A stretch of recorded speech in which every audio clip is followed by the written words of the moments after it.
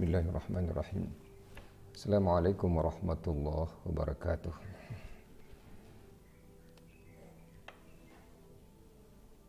Innal hamdalillah nahmaduhu wa nasta'inuhu wa nastaghfiruh wa na'udzu billahi min shururi anfusina wa min sayyiati a'malina. May yahdihillahu fala mudilla lahu wa may yudlil fala hadiya lahu. Asyhadu an la ilaha illallah wahdahu la syarika lah wa asyhadu anna Muhammadan abduhu wa rasuluh. Allahumma salli ala Muhammad wa ala alihi wa sahbihi ajma'in. Qala Allah fil kitabihil karim, a'udzu billahi minasy syaithanir rajim. Allahu alladzi khalaqas samawati wal ard wa ma bainahuma fi sittati ayyam thumma istawa 'alal 'arsy. ما لكم من دونه من ولي ولا شفيع أفلا تتذكرون.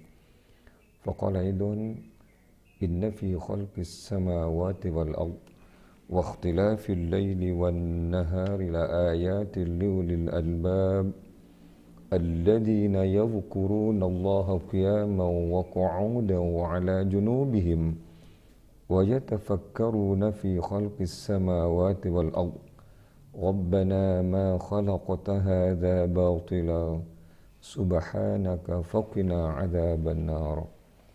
وقال أيضا يا أيها الذين آمنوا كتب عليكم الصيام كما كتب على الذين من قبلكم لعلكم تتقون أياما معدودات فمن كان منكم مريضا أو على سفر فعدة من أيام أخر وعلى الذين يطيقونه فدية طعام مسكين فمن تطوع خيرا فهو خير له وأن تصوموا خير لكم إن كنتم تعلمون. Ma'asyiral muslimin, kaum muslimin dimanapun berada, rahimakumullah. Pertama kita panjatkan puji syukur kehadirat Allah Subhanahu wa taala, yang mana Allah masih memberikan kesempatan kepada kita untuk bertemu kembali dengan bulan suci Ramadan 1441 Hijrah, yang harapan demi harapan kita kepada Allah Subhanahu wa taala, mudah-mudahan dengan hadirnya bulan suci Ramadan kita bisa membangun amal akhirat yang sebanyak-banyaknya untuk bekal kita di akhirat nanti. Kaum muslimin rahimakumullah, menjadi akidah kita bahwa seluruh jagat raya ini diciptakan oleh Allah Subhanahu wa taala. Tidak terkecuali makhluk-makhluk Allah, seluruhnya juga diciptakan oleh Allah Subhanahu wa taala. Malaikat yang tidak terhitung jumlahnya, jamaah jin, manusia, dunia fauna dan flora, termasuk juga makhluk-makhluk Allah yang kecil yang tidak bisa kita tangkap dengan pandangan mata kita, yang sedang mewabah pada saat sekarang ini, itu juga ciptaan Allah Subhanahu wa taala, yang namanya virus corona ini. Kaum muslimin rahimakumullah, hadirnya bulan suci Ramadan ialah kita diminta oleh Allah Subhanahu wa taala untuk mengevaluasi diri kita masing-masing, untuk bermuhasabah. Ibadah kita evaluasi, akhlak kita evaluasi, akidah juga kita evaluasi dengan hadirnya bulan suci Ramadan dan juga mewabahnya virus corona ini. Yang nomor dua ialah menjadi keyakinan kita umat Muhammad Rasulullah sallallahu alaihi wasallam bahwa semua ciptaan Allah Subhanahu wa taala, semua kejadian-kejadian itu juga dikendalikan oleh Allah Subhanahu wa taala, dan semuanya itu pasti ada manfaatnya. Tidak ada satupun ciptaan Allah yang tidak bermanfaat. Ya Allah menginformasikan dalam surah Ali Imran itu, inna fi khalqis samawati wal ard wa ikhtilafil laili wan nahari laayatil liulil albab. Sungguhnya dalam penciptaan langit dan bumi, pergantian siang dan malam, terdapat tanda-tanda bagi orang yang berakal. Siapa orang yang berakal? Siapa ilmuwan itu? Siapa saintis itu? Allah yang memberikan kriteria.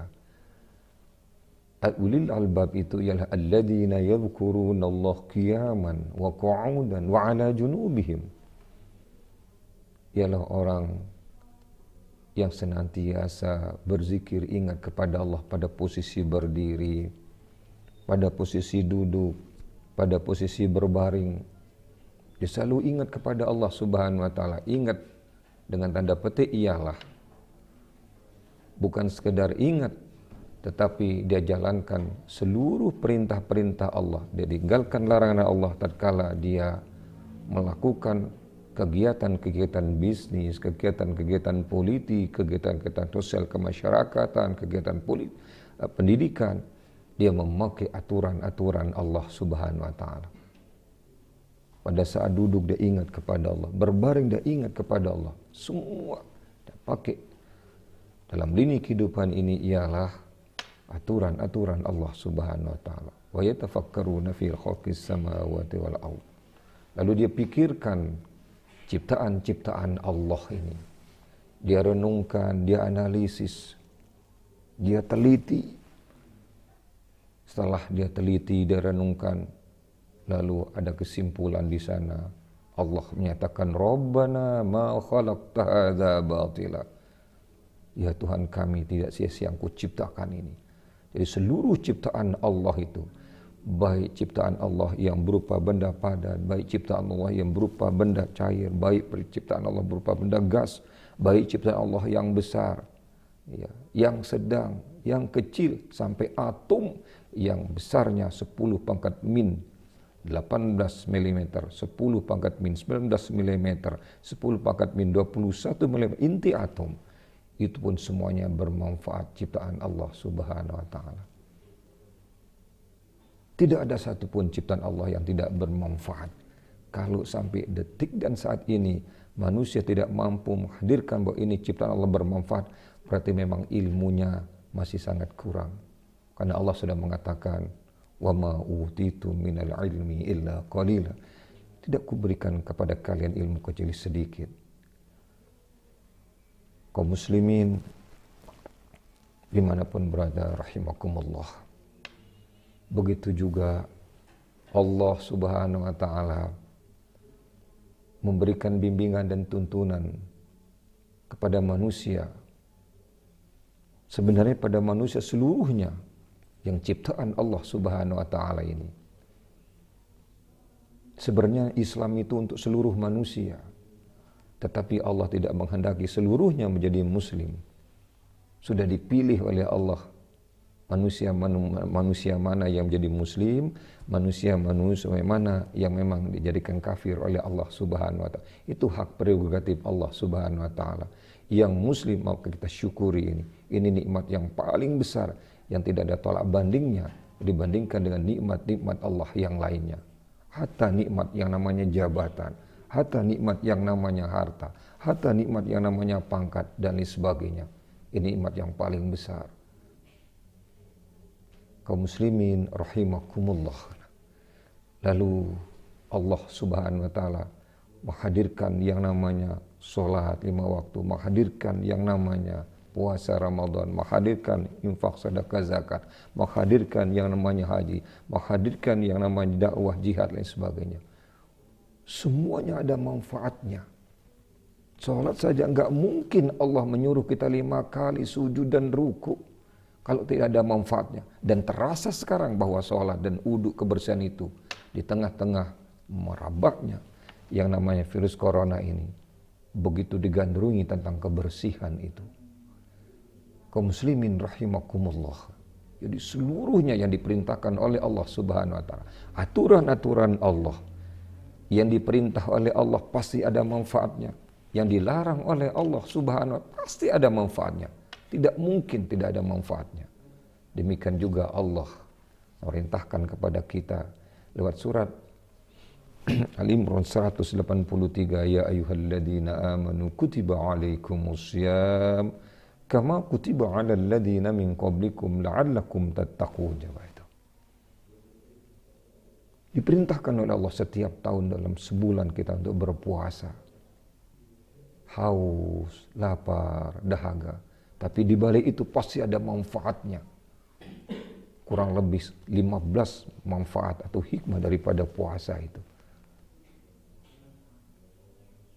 Kaum muslimin rahimakumullah.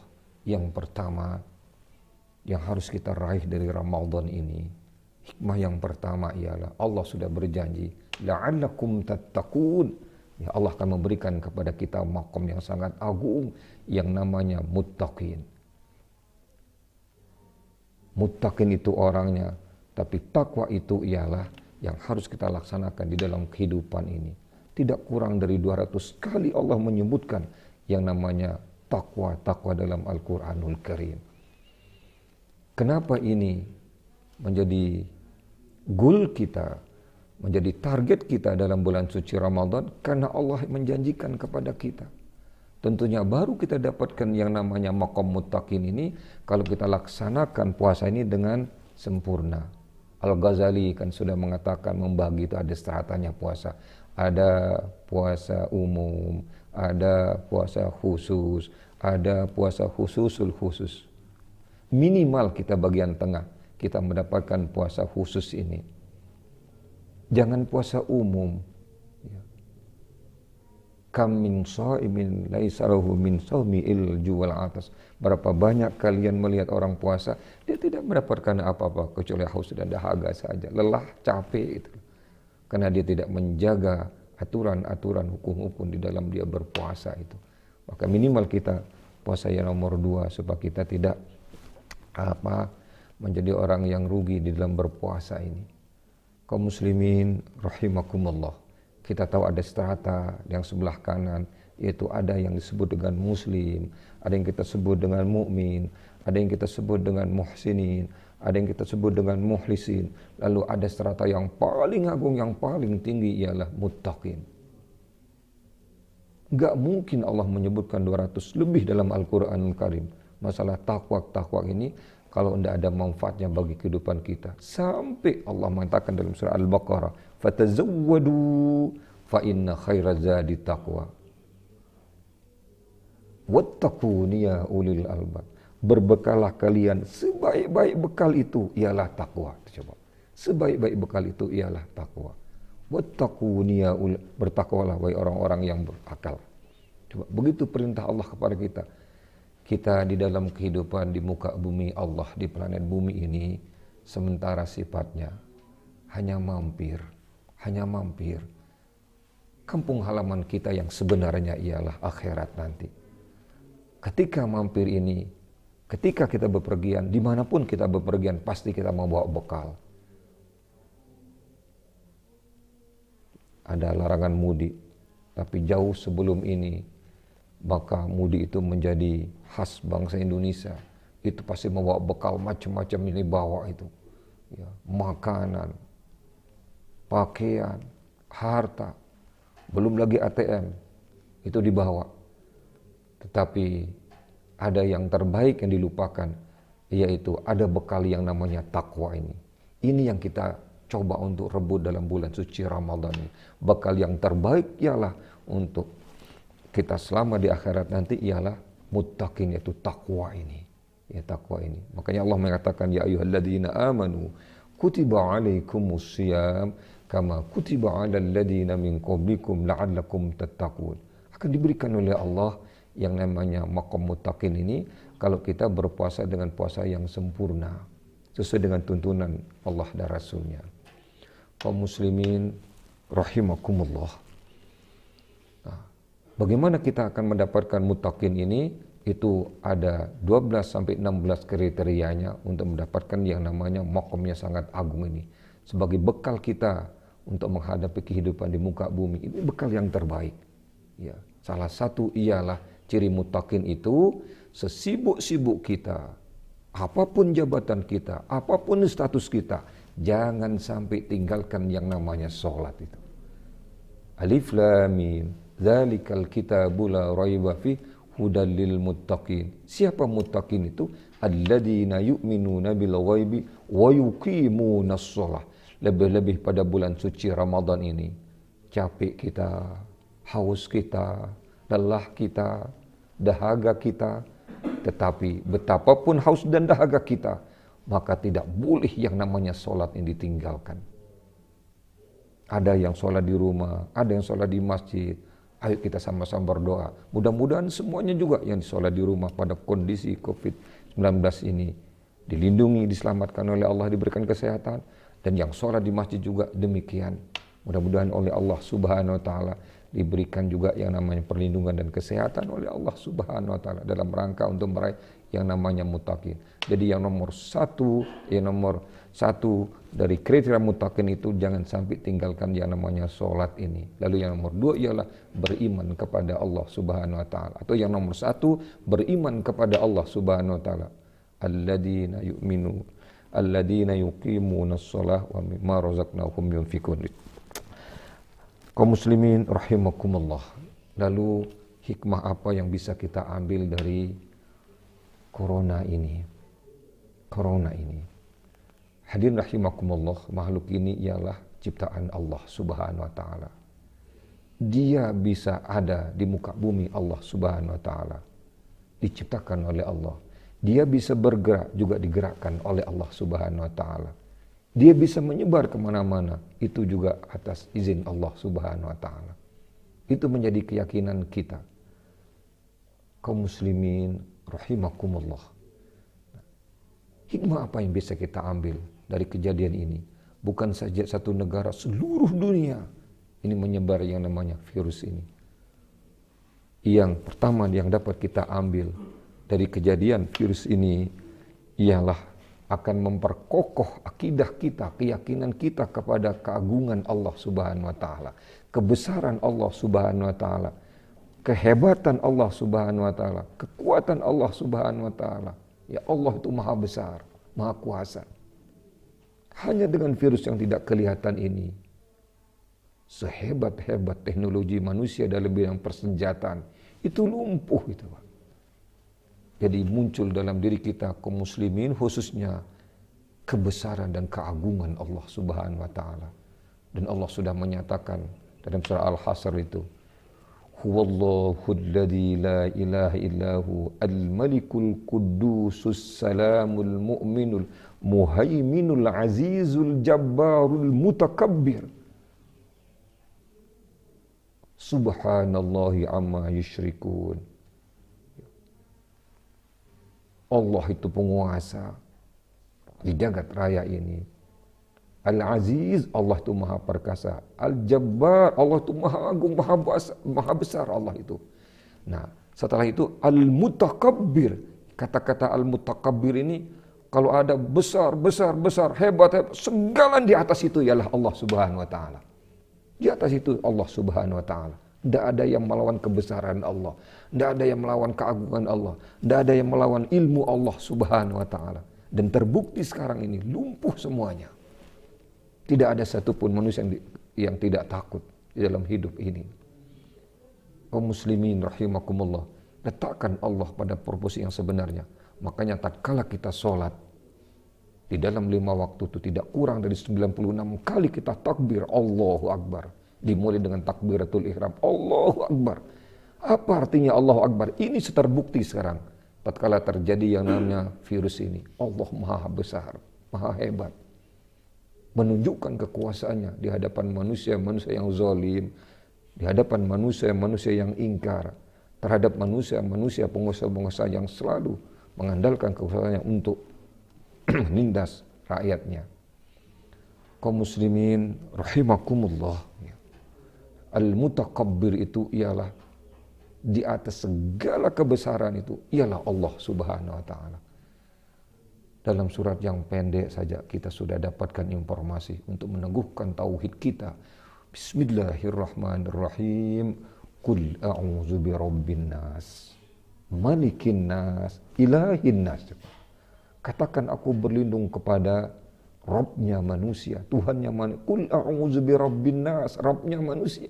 Siapa Rabbnya manusia? Ya Allah itu. Malikin nas, rajanya manusia. Rajanya manusia. Kalau di muka bumi sekarang ada raja, ada presiden, ada perdana menteri, hitunglah jumlahnya 400. Seluruh 400 raja-raja itu, siapa rajanya? Allah Subhanahu wa Ta'ala. Allah yang menyebutkan dalam surat terakhir Al-Quranul Karim 114 An-Nas itu. Malikin nas, ini rajanya manusia ini. Raja di raja Allah Subhanahu wa Ta'ala. Qul a'udzu birabbin nas, malikin nas, ilahin nas, sesembahannya manusia.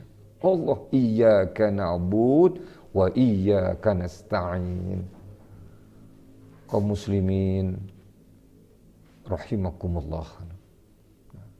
Dengan adanya kejadian ini, COVID-19 ini, itu insya Allah akan membangun tauhid kita lebih kuat kepada Allah Subhanahu wa Ta'ala, bahwa Allah yang mengatur seluruh kehidupan kita ini.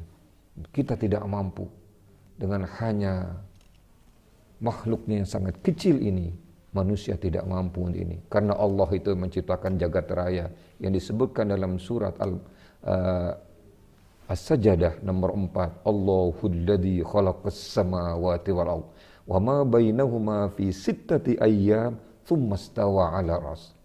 Allah yang telah menciptakan langit dan bumi ini dan menciptakan apa-apa di antara keduanya. Coba. Allah sampai dalam surat yang lain, dalam surat Luqman, khalaqas samawati bighairi 'amadin tarawunaha wa alqa fil ardi rawasi an tamida bikum wa bassa fiha min kulli dabbah. Coba itu. Allah telah menciptakan langit ini tanpa tiang. Coba itu. Tanpa tiang nih. Planet bumi ini sedang terbang, planet Mars sedang terbang, planet Jupiter sedang terbang, matahari kita juga sedang terbang. Allah menyatakan, enggak ada tiangnya sebagaimana kamu lihat, kata Allah. Apa ini tidak menandakan kebesaran Allah, kehebatan Allah? Ya. Kita terlalu bangga menuhankan teknologi dan sebagainya, menuhankan senjata. Tapi sekarang hanya dikeluarkan yang namanya makhluk Allah, virus ini. Semuanya lumpuh persenjataan, yang namanya nuklir, yang namanya tank dan sebagainya itu. Ini menunjukkan kebesaran dan kekuasaan Allah Subhanahu wa Ta'ala. Maka tunjukkan kebesaran Allah lewat sholat. Kita nyebut Allahu Akbar, Allahu Akbar. Takbir intikal berapa kali? Pindah dari rukun satu ke rukun yang lain, kita nyebutkan Allahu Akbar. Lantaran itu, tatkala kita sholat, dan jujur kita katakan yang paling banyak kita lakukan dalam bulan suci Ramadan ini, ialah sholat. Ya. Nikmati sholat dengan sungguh-sungguh. Jangan lalu lari-lari. Ada sebagian umat Islam yang sholatnya seperti itu. Na'udzubillahi min dzalik. Jangan sampai. Hadirkan Allah itu di hadapan kita, bahwa kita sedang berhadapan dengan Rabbul Alamin, dan kita sudah membuat MOU dengan Allah. Alhamdulillahi Rabbil Alamin.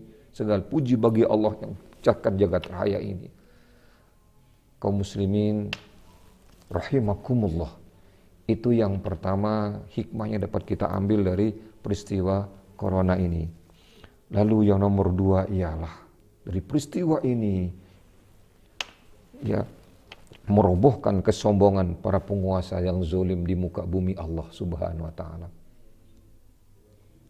Merobohkan. Berapa orang-orang hebat yang kena, dan tidak sedikit juga orang-orang yang menentang Allah Subhanahu wa Ta'ala kena yang namanya, ya, diberikan pelajaran oleh Allah Subhanahu wa Ta'ala lewat COVID-19 ini. Walaupun juga umat Islam juga ada yang kena. Hadirin para pemirsa kaum muslimin rahimakumullah. Nah, lalu kesombongan yang dilakukan oleh umat manusia, apakah dia sebagai pejabat, apakah dia juga sebagai pedagang, pembisnis, apakah dia sebagai politikus, duduk di pemerintahan dan sebagainya, maka saatnya pada saat sekarang ini harus mengevaluasi diri masing-masing. Bahwa iya, Kita bangun negara ini lewat ilmu kita. Kita bangun negara ini lewat tenaga kita, pikiran kita. Kita bangun negara ini lewat yang namanya dana yang ada. Tetapi jangan lupa juga, ada di atas segalanya itu Allah Subhanahu wa ta'ala. Jangan dilupakan kehebatan Allah, potensi Allah. Di samping kita bangun negara ini dengan ilmu kita, dengan teknologi dan sebagainya, jangan lupakan yang namanya Allah Subhanahu wa ta'ala. Agar kita selamat tatkala membangun negara. Nah, kenapa sampai negara seperti ini? Karena banyak manusia yang melupakan Allah Subhanahu wa ta'ala. Malah melanggar larangan-larangan Allah Subhanahu wa ta'ala. Di seluruh dunia semacam ini. Makanya Allah memberikan pelajaran kepada kita supaya bisa kembali dengan adanya peristiwa COVID-19 ini. Yang nomor 3, hikmah apa yang dapat kita ambil dari peristiwa COVID-19 ini ialah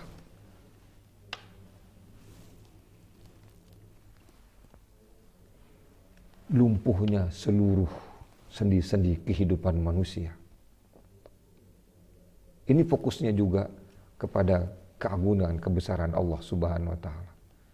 Kita lihat di bidang ekonomi, berapa banyak, bukan saja di Indonesia, tetapi di luar negeri, orang yang kehilangan pekerjaan, mata pencarian.